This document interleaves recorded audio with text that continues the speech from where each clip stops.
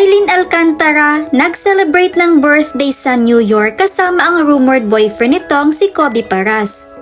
Inaabangan ngayon ng mga fans ni Kobe at Kylie ang kanilang mga ganap sa New York dahil ito ang unang pagkakataon na magkasama ang dalawa sa isang international trip.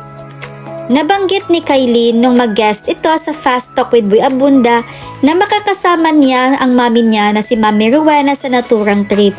Ngunit na-excite ang mga fans nang makitang kasama si Kobe. Halos isang linggo din silang mananatili sa New York. Sa video na ito ay makikita natin sina Kobe at Kylie na nasa airport na. Si Kylie ay hinatid ng kanyang daddy. At huli sa camera kung paano inabot ni Kobe ang kanyang kamay para makipag-shake hands sa daddy ni Kylie.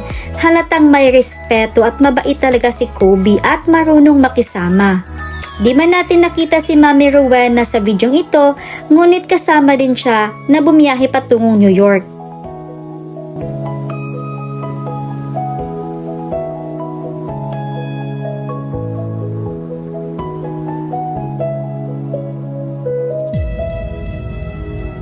Mailap sa camera sina Kobe at Kylie.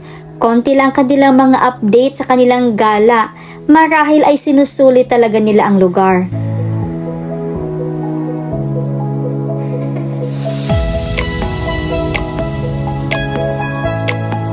Habang ang mami ni Kylie naman ay halatang nag-e-enjoy na sa biyaheng ito. Kaya panoorin natin ang mga ibinahaging larawan ni Mami Rowena.